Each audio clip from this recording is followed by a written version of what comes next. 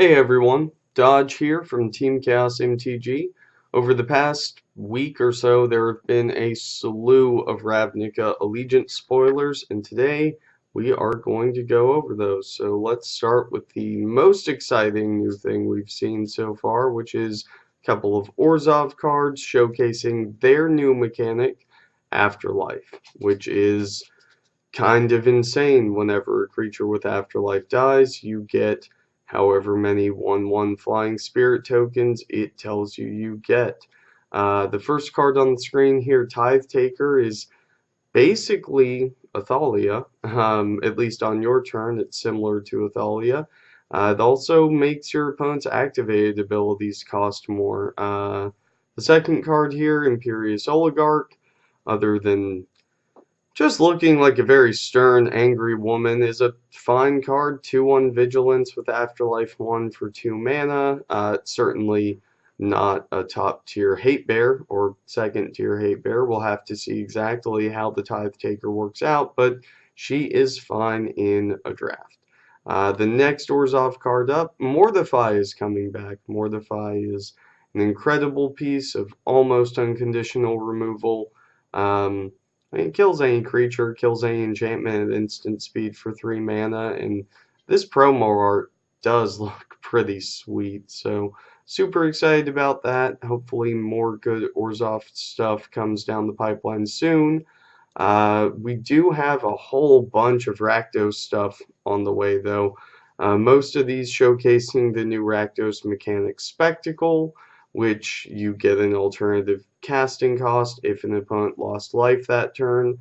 Light up the stage, letting you exile the top 2 cards of your library and cast them until your next turn. Not quite card draw, but definitely card advantage, something that we've seen Red do a few times so far over the past several years worth of sets. And the fact that it's on an uncommon that just does that for potentially 1 mana is really, really exciting. Rixmadi Reveler for 2 mana, it's a 2/2. If you cast its Spectacle cost, you loot, you rummage. Or I'm sorry, you rummage if you cast it, and then you just bin your hand and draw 3 cards if you paid the Spectacle card cost, because that isn't completely insane. That's completely insane. That's insane. Rafter Demon, getting you some card advantage in the way of making your opponent discard a card if you get that Spectacle cost. And then Rakdos Firewheeler doing a pretty decent Harley Quinn imitation as well as a pretty decent Goblin Chain Whirler imitation. All of these look great in limited. Standard, I don't know if it's quite got the power level to be a big deal in standard, but there's still a whole lot of set to see. Moving along to the Haunt of Hightower, who might just put those words that I just said back in my mouth along with my foot, because you get a 3/3 flying lifelink for 6 mana, and whenever it attacks, your opponent discards a card. It doesn't have to connect, it just needs to swing. And then whenever a card goes into an opponent's graveyard from anywhere, it gets a counter, and that's just dumb. I mean, you attack with this thing once, and it's guaranteed to be a 4/4 before they block, before they spend any cards in their hand to try to interact with it or something else. Yeah, this card's just a beater. Probably going to be one of the premier draft picks. Any sealed deck with this in it as well is just probably going to win if it results.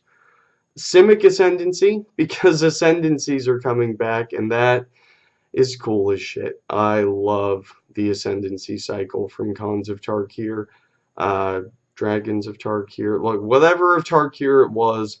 I really enjoyed them. They provided some interesting draft experiences, fun build-arounds for the format. Also, Jeskai Ascendancy was a thing for a pretty long time.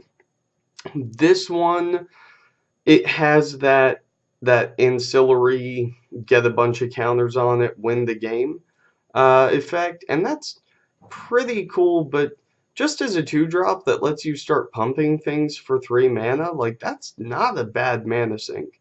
Again, probably not constructed playable, but it is worth keeping an eye on. Growth Spiral, however, this card is insanely constructed playable. 2 mana, instant speed, draw a card, put a land from your hand into the battlefield. That's dumb. This card is dumb. If you have that land in hand and it comes in untapped, you're effectively just spending 1 mana for an explore.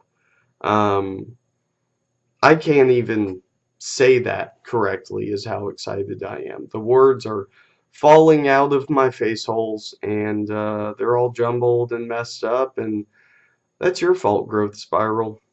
I blame you. Next up, Ravnica Allegiance Renegade. Uh, this is another one of those cards that is just insane because every set needs a Tron hoser, right? Like we just have to hose Tron. Whenever an opponent casts a spell, if no mana was spent to cast it, counter that spell. That's cool. That's not the part we care about, though. Each opponent can't cast non-creature spells with CMC greater than the number of lands that player controls. Tron can go to hell. Storm can wait until turn 4 to combo off with anything. Uh, this is just... This is Gadget Teague's dream girl, is what this is. This card is absolutely busted. I love it. Everybody loves it. If you don't love it, I'm sorry that you hate love. Here we go. Just a bunch of lands to finish the video off. As I realized that having cards on a different monitor means I'm looking away from the cards while I'm actually looking at the cards. And we don't want to look away at these. These are gorgeous. So let's go this way with it. That's cool, right? It's fun how technology works. Most of these pieces of art I'm a big fan of. Stomping Ground, not so much my thing, but the Breeding Pool looks cool. Blood Crypt looks about like the past 2 Blood Crypts we've had. It's just a giant murder chamber. That Godless Shrine, though, very fancy stuff. And you know, the most fancy of them all is this Hallowed Fountain. That is like some mystical, magical Wayne Tower bullshit right there, and I am all about it. I cannot wait to see this in foil. I needs it. You just hook me up with them right now. I will be forever grateful. You send them to me, you stick them in an old wooden box and bury it under an oak tree on a full moon. I'll find it. Look, however you want to get me these, I'm open. All right, you just hook me up. And these look really cool too. The new guild lands, they just look so good. You know, the previous 5 that we saw, also very cool looking lands.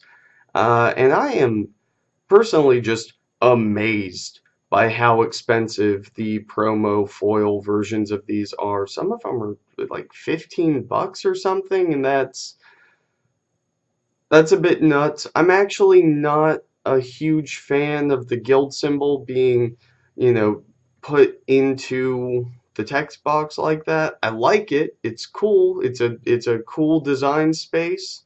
I'm not hating on it. It just to me it's a bit too much. It's kind of overly complex. There's a lot of things going on in the card, but that's fine. I mean, you know, not every card has to be for everybody. I like the fact that this is something they did, even if it's not my thing. Although I do like the little flourishes that they were able to add by zooming in so much on these guild symbols. You've got these little halos around the Orzhov ones, and you can see the intricacies of the Azorius stuff, and that's just super exciting. So let me know what you guys think. If there's anything I missed, drop it in the comments. Like the channel, subscribe to the channel, check out the other channels, follow on social media. Just, you know, do stuff that takes almost zero effort entirely because you like me and you want to. And as always, I've been Dodge, you've been watching. Have a great night, y'all.